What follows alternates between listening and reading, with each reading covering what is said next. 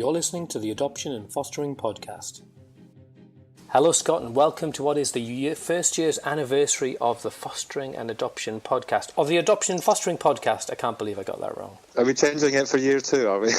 Yeah, we're having a total reshift. That's a very good point. We've moved offices. Yeah. We're going to rebrand. Well, I think to be clear, actually, it's just because it was alphabetical, wasn't it? It's not because of anything else. So. No, it is a bit embarrassing that we haven't done any fostering. Anyway, we're off. Before we even start. We have done fostering. When did we do fostering? We did Blair, didn't we? Oh, Blair's lush.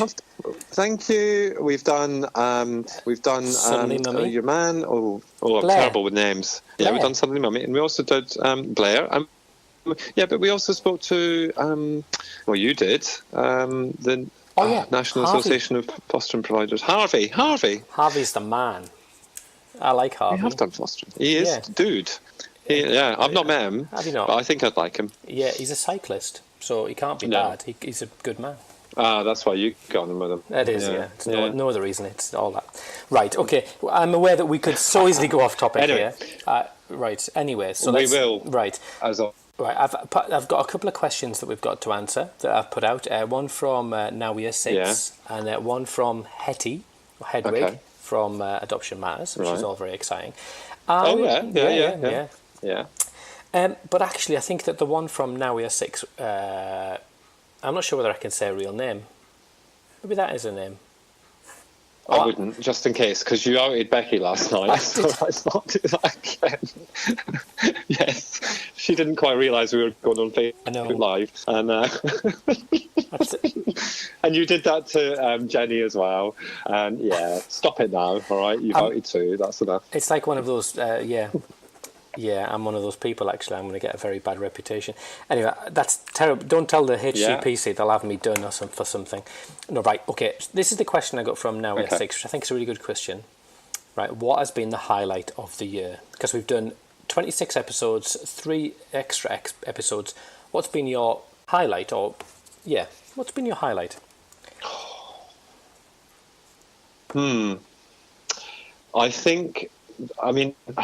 Oh God, that's a really difficult one. Why am I answering it first anyway? Okay, right. It's a really about difficult that. one. I'll tell you why. I know my answer, but it's just that you're putting me on the spot. So I'm going to answer it because you give me an opportunity, and you know what I'm like. I don't shut up. So honestly, every single one that we've done has stood out. It really has. I think in terms of highlights, I've got a couple. One is actually, and this is going to sound really soppy, but I think our friendship has actually just gone from strength to strength, and our banter just gets better and better every time, and I don't know why. I think it's our stupid sense of humour. I think we're very alike, and a better match could not be made, in my opinion, anyway.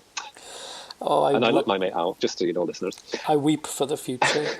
I mean, that has been a highlight, actually. That is right, because I found someone who... It is a highlight. Yeah, because there's been lots of stuff going on. She's a nutter as well, yeah, exactly. Yeah. You've been to my house, and I fixed that bowl that your son broke. I know. Paula was not happy. Did you? Well done. Yeah, I did. I thought I had to fix it. I was very pleased. It's got you better. Yeah, way off point. My highlight, I think... Yeah. That's a really good question, and now I feel like I should say it's been building a friendship with you, but I'm not going to say that, because that is true. No, don't. But I'm not going to say really that. Cliche. Soppy. I'm thinking, I'm not sure what my highlight is. I think it's been actually just that people are so willing to talk, and that has surprised me again and again and again. I've gone to people that I don't know, total strangers, and I've said, hey, I do this podcast, and this is the reason I do the podcast. Would you be interested in helping, telling your story, sharing your experience or your life or your knowledge? And so we've had people like John Simmons.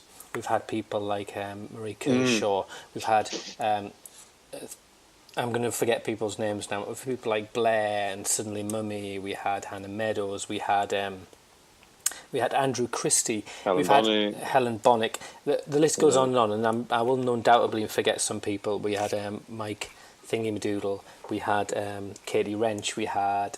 there's so many people. And I have to say, they've just given... They're retired. Retired who? Oh, yeah. The retired chief man. Oh yeah, the boss man. And we've had Sue Armstrong. That was our lowest. Was that our lowest downloads? Was Hugh Thornberry's one? Sure yeah, but 3 people downloaded it, and both of them were his wife. Partner. Yeah. Polly. Yeah. Poor old Polly. I interrupted. No, it's fine. I think that's been amazing that people have been so willing, because actually it's easy to be cynical, but actually there's such a huge base of people that have got so much knowledge, and actually a lot of people involved in this sphere are really passionate. They do it for love and money. Yeah. And money, of course. Mm-hmm. Right, but actually... Well, of course. I mean, we've all got to pay the bills, haven't we? But, yeah. Right. You're right. In some ways, we also do it for love. We do it for love. Well, actually, yeah, I do it totally for love. Now, come to think of it. Yeah. I don't actually... Yeah. Well, you don't get paid, that's why. Yeah, I don't get paid. Yeah. My job's a different job. I think we should do an annual appraisal, shouldn't we? Do you want to do an annual appraisal? I think we should, actually. Can I tell you my annual appraisal story? Because we should have some... Go on. Right, I think annual appraisals are absolutely stupid, and I've told my boss this. She gave it, both of my bosses, they gave me their own opinion, and I said, they're stupid and I don't agree with them, and they went, we're not really interested, just do it. So I go through them, and I start off angry, and I get crosser and crosser, because I've never done them in my life, maybe the last 4 years since I became a social worker. But what I realised... in my previous world, my appraisals were my boss would say, do this. If I didn't do it very well, he would come and call me an idiot. And that was how it worked. So there's these forms that ask questions like, what do you think your role is? And what do you think? And that's all fine. That's stupid. And my answers get shorter and shorter as the thing goes on. Then it gives you this checklist, doesn't it, where it says, what do you think your communication skills are? 0 to 10. So you can't put 10 because you're an arrogant pig if you put 10. And if you put 9... you're still an arrogant pig, but you've got an understanding that you're an arrogant pig, so you put 9 to pretend to be humble. Right? You don't put 8. Right? I've thought this through, because this is where I get cross, right? So you don't put 8 because... You do, obviously. I can tell in your face. Right, you don't put 8, because if you put 8, you're kind of saying, actually I'm good, and I know I'm good, and I probably am good. So you put 7. So basically, you put 7 all the way down, and every single one, so communication, meeting deadlines, liaising with other people. So I was doing my annual appraisal and I went 7. And I didn't even think about the answer. I went 7, 7, 7. I was cross, getting angry and angrier. And then I finally got to 1 at the very bottom. It said, appearance. Yeah, I know you're laughing. I'm sure anybody who knows you is laughing. So I put, right, because if you put a lower, right, this is where it gets really psychological. So I thought I put a 5, right, which between 0 and 10 is like halfway, which is acceptable. It's one of my CPD standards, my professional capabilities standards, professionalism. So I put a 5, and I thought, hopefully they'll knock me up to a 6. So we went through my appraisal thing, and we had these long conversations going, well, you maybe think you're an 8 on this one, and we thought, 7. Or actually, you're a 9 on this one. I was, I feel so flattered. Stupid form. And we had a long conversation about every single one. Then we got to 5, and there were, without a skip of a beat or a hint of a pause, they just went, yeah, and then went on to the next one, 6, and I just thought, it's tragic. So I went out So I went out and bought my pink shirt. Have you seen my pink shirt? Yes, you wore it last night. Yeah, and I wore it at the last meeting. I was down in London as well. It's my one shirt that's smart. So now, you did. So that's what I think about annual appraisals. And the one before that, and probably the one before. So annual appraisals, Scott. How do you think we've done? I have a different opinion of them, but anyway. Do you? Yeah. Anyway, that's another story. Right. Okay. So. How do I think we've done? Yes. Because what is our remit? Okay. Our remit, you said, I spoke to you last night and you said there's 2 things we do. What do we do? Oh, God, I had wine last night. What did I say? You said we inform and we entertain. We do, yeah. And we entertain. And we entertain. You're right, yes, exactly. And I think that the key thing for me, and it's something that sticks with me all the time, is that this is accessible to the majority, and it's easy to access if you are not a techie.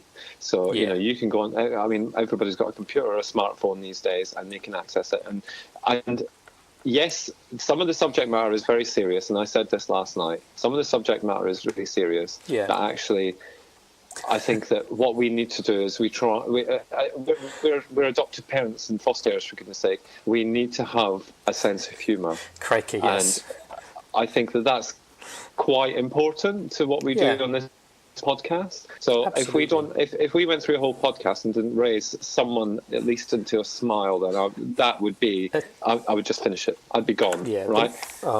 Alan Scott would be no more. We'd be finished. We'd be gone. Okay, so please, if there's anybody listening who doesn't smile, please do not write in, because this will finish it. That would be the end. Yeah, how to finish is going to. Yeah, I listened to your entire back catalogue of podcasts and didn't laugh once. You're deeply self-absorbed, exactly. And that's what I'm saying. I mean, we're not comedians, and we're also not naturally. I'm not naturally. Funny? Someone who likes to be interviewed or things like that. And well, yeah, that as well. Nor are you, actually. And but we've just made the best. Oh, Mr. C, that's a terrible thing to do. He's just made a very, very, very rude gesture. But my point is that we're here to entertain, we're here to inform, and I hope, beyond hope, that we've done that for the last year. Regardless of the subject matter, it might not have interested everybody. Some of it, Yeah, it's cool. I mean, actually, I hope everybody has. Yeah, I hope everybody has, and I hope that everybody's gotten something out of our little laughs and giggles, because that would mean more to me than anything else. Yeah, because there's a gallows humour to adoption support groups, which I totally love. Where we all play, that kind of, challenging behaviour top trumps. I'll tell you the story about when my child, did X and Y, and that's, and it's dark, and some of it's not very funny, but actually the fact we're laughing is really therapeutic. So that's really, so I think exactly. What do you think? Right, so that was the first part of Now We Are Six's question. And I'm going to ask you the second one. No, Who would be your... two parts, isn't it? Yeah, there's two parts. I'm going to ask you Hetty's question, though. What would be your dream guest? Who would be your dream guest, not what? Who? Who would be my dream guest? Yeah. So I think my dream guest would be Ed Timpson. Really? Do you know, that's really funny, because I was thinking about this, and that would be my dream guest. Yeah. Why would you want to speak to him? And I don't know why. I mean, It's because your kids go through shoes like it's going out of fashion. Well, do you know what? There's something in that, because actually I used to work for the dry cleaners that Timpson's now own. So there is something in that.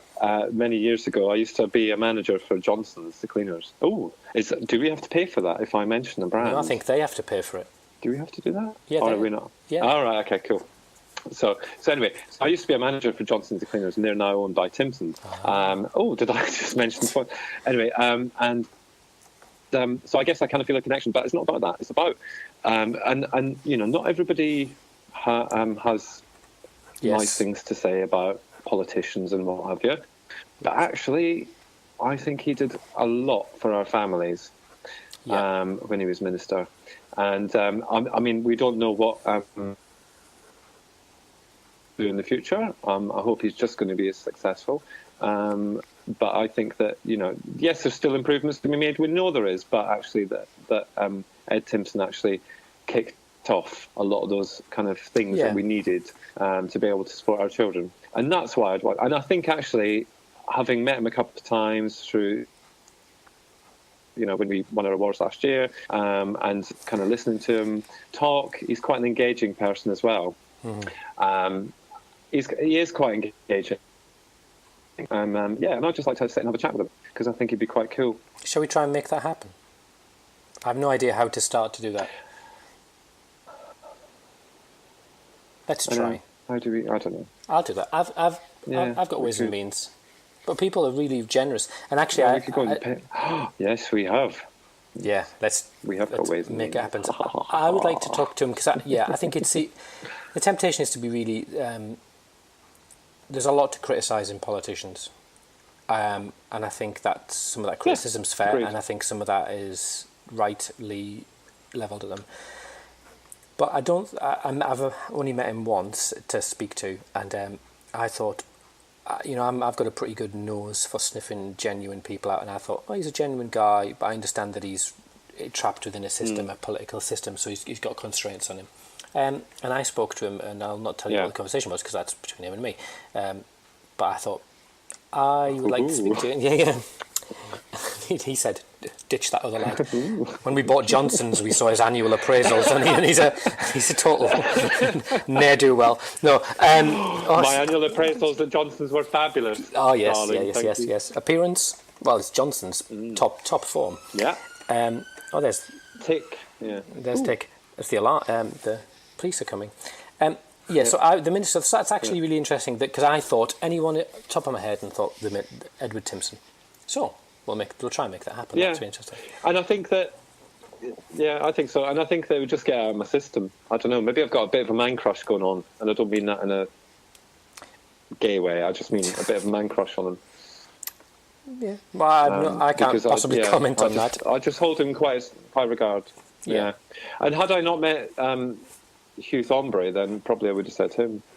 But you met him, Ed for me. Yeah, old baking cycling Hugh. Didn't really scratch up. He didn't really come up to scratch, to be honest with you. But whatever. Oh, that's true. It's true indeed. Yeah.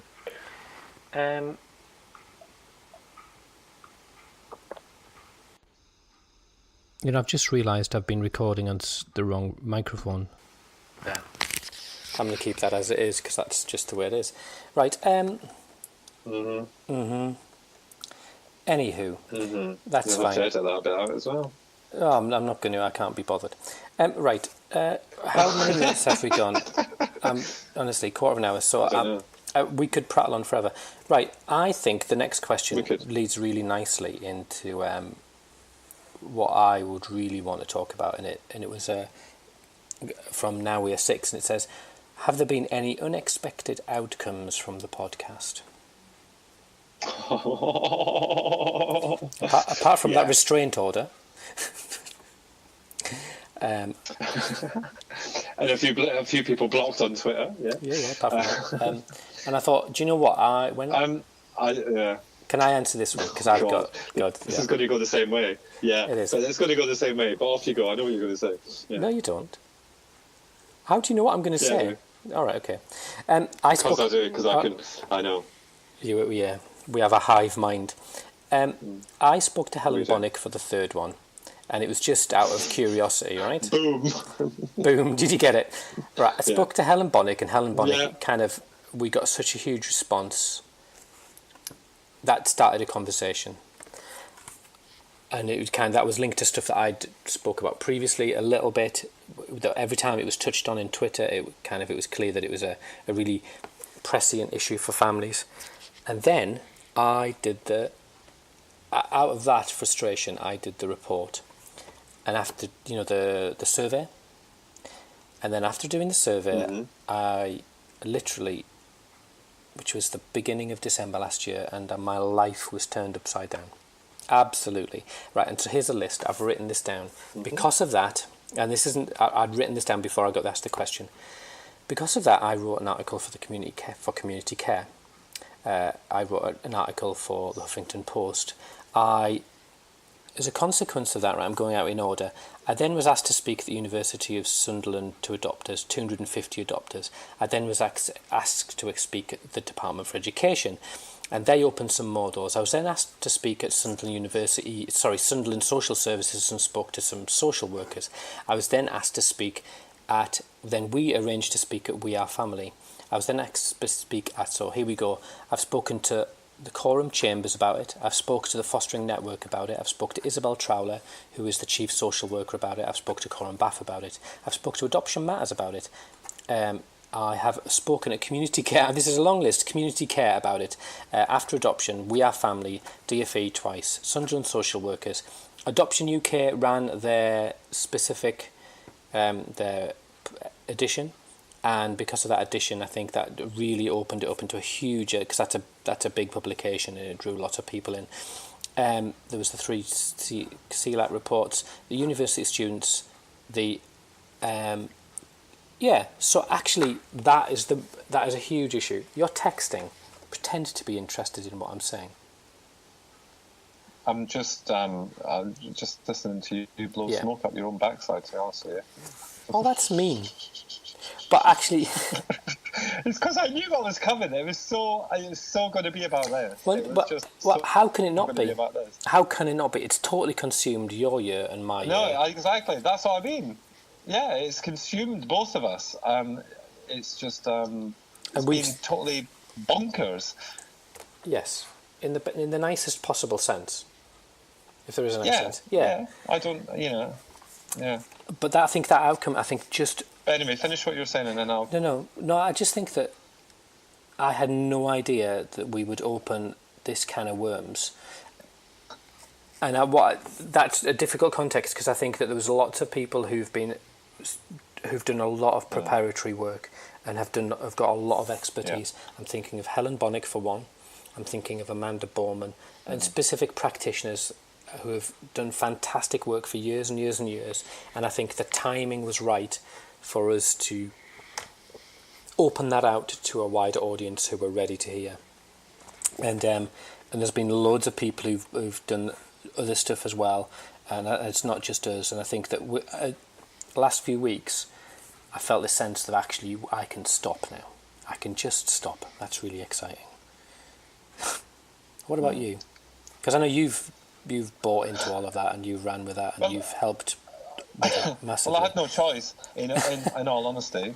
I got kind of dragged into it, and what I mean by that is, and not in a negative way, I don't mean it like that, but obviously we did you did episode 3 with Helen Bonnick. I don't think, was I doing it with you then? Yeah. I can't remember. You've been on every single podcast since the first one. Yeah, I know, but I'm thinking about how much of an input I had. But the point is that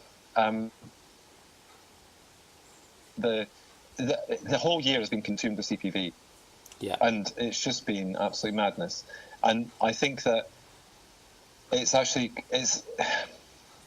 taken more out of me than I thought it had, if that makes sense. And what I mean by that is that I love sharing experience to be able to kind of help. I don't know whether it's strategies or whether it's just saying, look, you're not alone. I love doing that, because actually it means I need that back as well. So I need to hear that people are experiencing stuff that I'm experiencing, so then I feel normal as a parent. Yeah. And I think that's been the key thing for me, because that's what I needed. I think that for me the journey is just beginning, because shut up. We've got people talking about it. Yeah, we've got people talking about it now, and it's a thing. And you always said this is a thing. And it is a thing. And what's happening now is that people have sat up and taken notice. And unfortunately, unlike you, I can't step away from it, because the likelihood is it's going to be my job. Because obviously, with what we do at Adoption UK. So you've really landed me in it there, matey boy. Thank you for that. But it's because I love you. Yeah, of course it is. But if you look at what came out last week on aggressive behaviours, that little PDF that Adoption UK released, it's probably the most retweeted thing that we've ever done at Adoption UK. Yeah, I mean that. Because it's just full. I mean, it's just amazing. I mean, it's not the whole jing bang, is it? It's not got everything that we could possibly need in it to be parents of a child who we experience aggressive behaviours with. But it's a blooming good start, and it's just a start as well. That's the thing. So what I feel, but it's consumed the whole year, and I'm really regretting ever doing these podcasts. No, I'm joking. No, I think like you, there's been a few moments where I've felt this is, it's consumed my minds, my blogs, my writing, there's been days when I've got on a train to just go and speak to one person in London. And you kind of go, this is stupid. This is just, what am I doing? I'm doing 6 hours of travel for an hour's meeting, or a 2-hour meeting, or whatever it was. And then in the middle of all that, you've got people on Twitter who are experiencing it. And then I've maybe been in the mix of our family dynamic. and you kind of, there was one weekend where someone contacted me, and I could just feel myself unraveling, because as someone, but like we don't get supervision, so there's been two times where I've had to kind of pull away from Twitter and stuff and go, whoa, too much, and conscious that I am a professional social worker, so I've got to keep that all in mind. But you are right. I think that the analogy I've always used is that we have helped to start a ball rolling, and that ball is rolling of its own accord now, and we've put everything into getting that ball rolling. But you'll see this on Twitter and Facebook and all the different groups and people you talk to. We haven't actually provided any solutions. And that is a deep source of... I think we have. I think...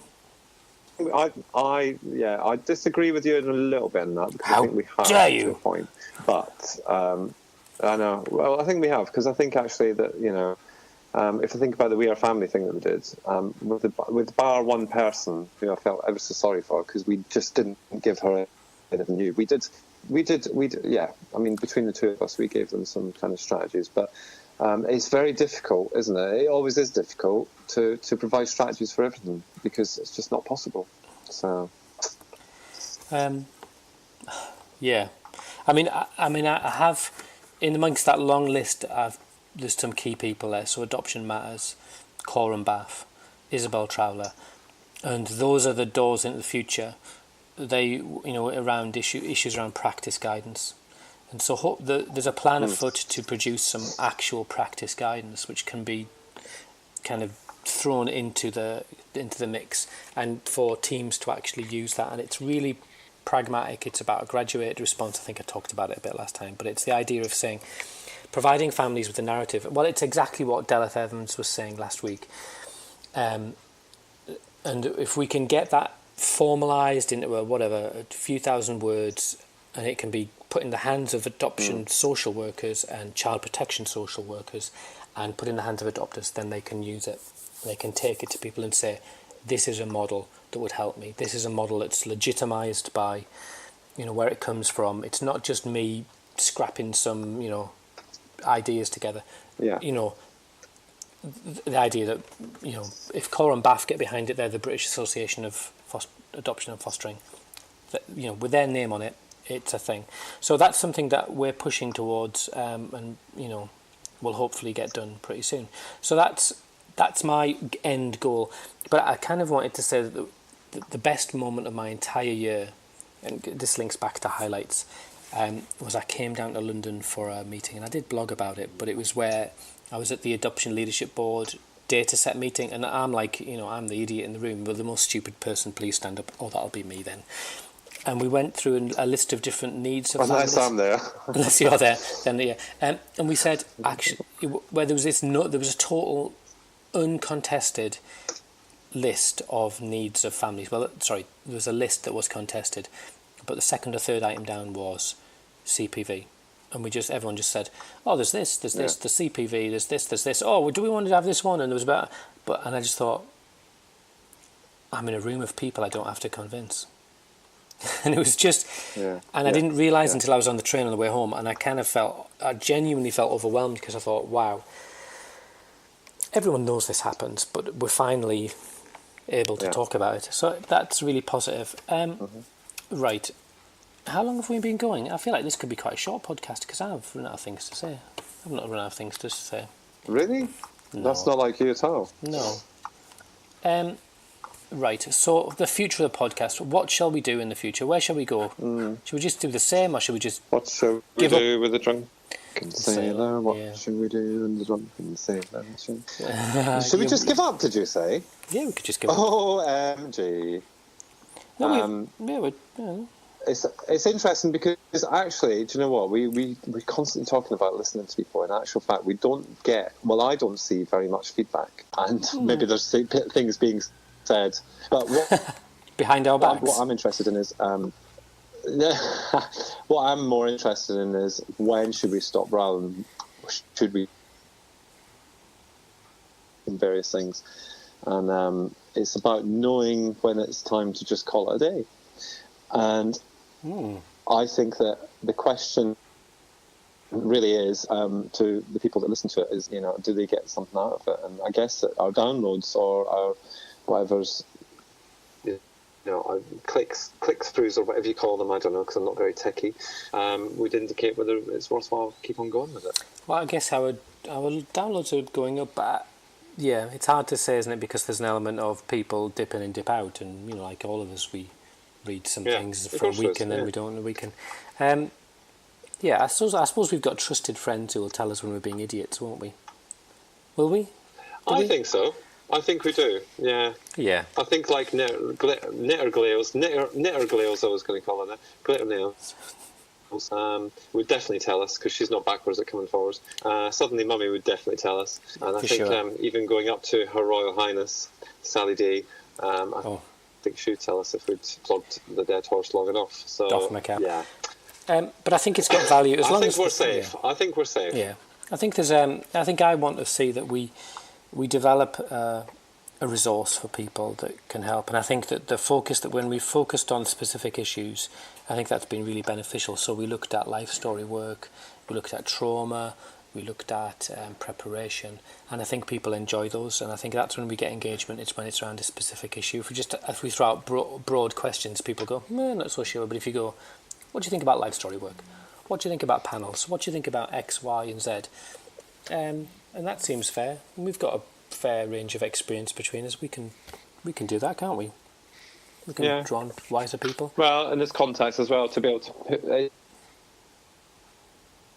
have this contacts to be able to bring that kind of wider. So if someone mentions the topic, then our brains click to think who would know about that.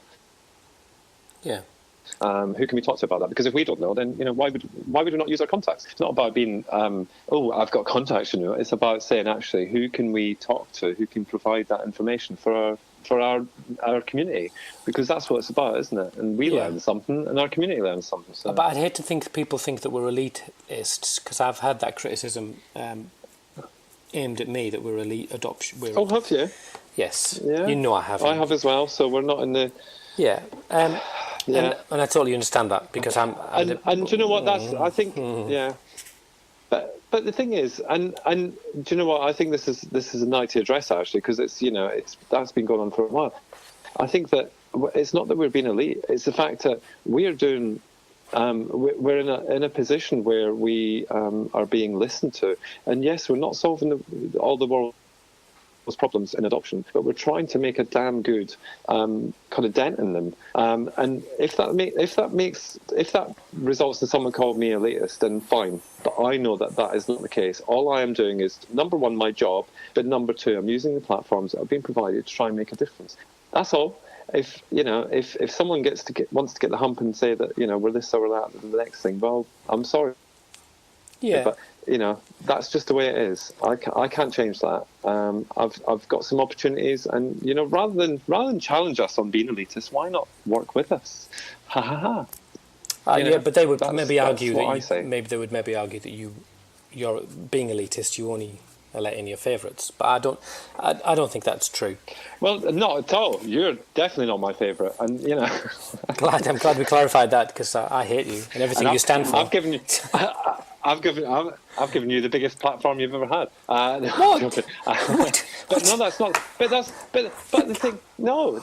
Yeah, exactly. See, yeah. Oh, he's doing rude gestures again. I'm not. I didn't. I was just incredulous. You did. And I was joking. Get a grip of yourself. Oh, and that's the thing. I get a grip. That's what people don't get about us. We have this banner. Can I just say? Because you got me going now. You've got me ranting. My soapbox has been pulled out from under the bed. It's not about who we choose. It's about who comes forward. And some people don't want to be associated with this or that or the next thing, and that's fine. But if you want, well, I don't know. It's just just give it a chance, and let's try and do something together, rather than everybody trying to go off in different directions. Because we need all those different voices. We need the shouty ones. We need the table banging ones. We need the balanced, able to express themselves in a balanced way ones. Why can't we all work together? It seems logical to me, but then I do have a very black and white brain.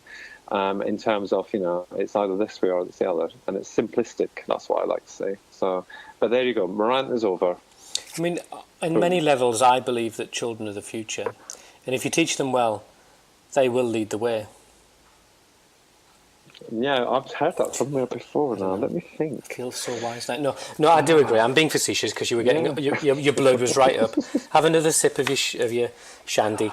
No, but I do agree. I would, but there's none left. Yeah, I do occasionally have a moment where I go in the garden and I shake my fist at the sky and go, I'm just trying to bloody help. Yeah, I know. Yeah, and yeah. But I don't want the podcast to become we're doing really well and no one appreciates us and sometimes I have to work really hard because that's just pathetic, isn't it? Because we also we have a right laugh as well, don't we? And we get we got canapes and fizzy pop last night, so that was hardly slumming it. I just think that we're doing the best with what we've got. Yeah. And for you, that's part of your job. But that job came out of what you did and who you are. Exactly. Yeah. And mine came. I have no idea why I've got these doors open for me, and I've pushed through because I'm not part of Adoption UK and I'm not part of anything. But for whatever reason, that's cool. And that that's the whole ethos of the podcast is we've been given access, so we're trying to open that access out to people and. Yeah, I guess that's it, isn't it? That's it. Yeah. So have we just become a proper ranty bore tonight? That I'd like. Is this a ranty bore podcast? I don't know. Are you sure? You're sure? Who knows? Oh, who knows? Anyway. It was supposed to be a celebration podcast. It was, yeah. So who was your favourite podcast of the year? I know. There was lots of people I tried to get. Is there an award for that, do you think? Do you know, we should maybe petition. Now, that reminds me. Anyway, my funnest thing, can I just start? Oh, no, I've got to say something because actually our listeners need to hear this. Our listeners. I think we should maybe start using the singular, our listener. Hello, last night... Hello, Scotsman. Because we do... we do record this in advance, as you probably know. But last night, Al and I were at the National Adoption Week Awards. Aren't we recording it right now? I'm pretty sure we're recording it now. It's not in advance. As ever. Shush. Okay. As ever, Al had a few shandies, and that was interesting. Say that. But what was interesting was I was sober. We thought, I'm speaking. Should we get one of those sticks, the talking spoon? Prosecco. He was drunk. I was not. Yeah, exactly. Yeah. The holding spoon. Your turn. Anyway, so Al, we this year we had a number of people say, "Oh, can't nominate you this year." For whatever reason, because they've changed the rules. So Al and I thought, well, you know what? It doesn't really matter. Let's celebrate these other nominees because actually they're just as good and they're doing good things. And like we said, there's the blogger that won last night. We love Suddenly Mummy, of course we do. She's our favourite, but. The bloggers that won last night, daddyanddad.co.uk, I love the fact that, yet again, an LGBT kind of contribution has won something, and, they seem like really nice guys. Their kids were there, they were so well behaved as well. Lovely moment. Tears of joy. Words with those kids, but yeah. Any hooser. The fact is that actually... you're not supposed to be nominated twice, and that has always been the rule. So you shouldn't have said it. Because the nominees from last year will probably sue me for my award. Yeah, your award. Yeah, I'm a sham. And we've just clarified we're not here to be elitist, so we wouldn't care. They could take my award off me tomorrow. I know I've won it. And they can take it from my cold, dead hands. Yes, and therein lies elitism, folks. My cold, dead hands. Right. So just to summarise, Al should not have won the second year. Yeah. He did. So there you go. So we found that out last night, and I'm sure that our colleagues and friends at First for Adoption are scratching their heads going, oh, did we do that as well? But yeah. You can't. I'm not sure we can put this out there because I have a feeling that this could cause all kinds of epic. Well, you might have to do your job and edit it then, mightn't you? Do you think? Or should we just let it go and see what happens? Because apparently all publicity is good publicity. So I'm trying to think. It was Nicola Marshall and there was someone else. Nicola Marshall's blog. And who else was the other blog I was up against last year? I'll have to dig that out. I can't remember last year. Nicola Marshall's blog. And I honestly can't remember last year. Yeah. Anyway, let's not talk about that. Ooh. Right. Yeah. Anyway. Tell me your thoughts on it. Right. We have a conflicting thoughts on the National Adoption Week. What are your thoughts? Come on. In what respect? Sorry. We had this conversation last night. Yeah. Tell me about how do you feel about National Adoption Week? Tell me the truth. Right. Okay. Don't give me the press release. Don't give me that. Tell me the truth. Oh, this could turn people off our podcast on what I'm about to say. But I'm going to be honest. I've kind of tried to stay off social media this week. Why? On purpose. Why? Well, the reason is because I really get quite upset by some of the negativity around Adoption Week, because I think that the whole point of it, they're coming to take me away. In my head, the reason for National Adoption Week is to celebrate adoption. It's not though, is it? All the parents, all the children who... Well, no. In my head, I didn't say that was the theme of it. I said in my head. Okay? Yeah, but... Oh, man, Right. Yeah. We could fall out on... Should we fall out on the podcast? What are you going to say about recruitment? Yeah. Oh, my God, could you imagine that? That'd be in the Daily Mail. In my head, the purpose of National Adoption Week should be to celebrate adoption in the same way that Fostering Fortnight celebrates fostering, and that National Cupcake Day celebrates cupcakes and all that kind of stuff. And yeah, exactly. I love a good cupcake. And for me, but a couple of years ago, I recognised. I'm speaking. Okay. Stop interrupting me. A couple of years ago, I realised that there was this conflict. There was a conflict for a lot of people about what National Adoption Week means for them. So there's a conflict in my head over it. I know what it means to me because I think it's right that we recognise adoption in the same way that we recognise fostering and, like I just said, cupcakes. That's not putting all those three in the same basket, by the way, just before anybody does think that that's what I'm comparing adoption to. That's not what I'm comparing adoption to. I'm making the point that actually we should be celebrating it as a nice thing, regardless of our issues, because, I've spoken to many people over this last couple of weeks since the BBC stuff, the over 60s stuff, and actually most of them, majority of them, only a couple have said, well, maybe I would have changed things in terms of the outcomes for my family. I guess, right, okay, you've gone on and I've held my tongue. Right, so 9 out of 10 adopters said they would do it again. Right? Yeah. So let's talk about cupcakes. Cupcakes are right. Let's put this in an abstract object. You ran a cupcake company. You managed a cupcake. What haven't you managed? I did. I know. I was Mr. Cupcake. I really was, and that is not a joke. All right. I used to have a Twitter feed. I used to have a Facebook page. I had invoicing. I had the whole jing bang. And coming back to work after 7 years, I had to give up. So there you go. There's another little thing. I'm off. Honestly, right, okay. Yeah. Right, so that's clearly... Right, fabulous. Okay. It's just me and you now, listener. So, right. Okay. Right, so the issue, though, what I think you can't get away from is there's 55,000 children under 16 who are adopted, and so obviously there's more. Mm-hmm. Right. There's a lot of families who are really struggling. If tonight you have been assaulted by your child, or you are in a situation where you have rang social services day after day after day, or you've been hanging on the telephone, or you're waiting on a decision for funding or a decision for support, National Adoption Week comes like a kick in between the legs, doesn't it? Because it comes and it's you got pictures of me on the front cover of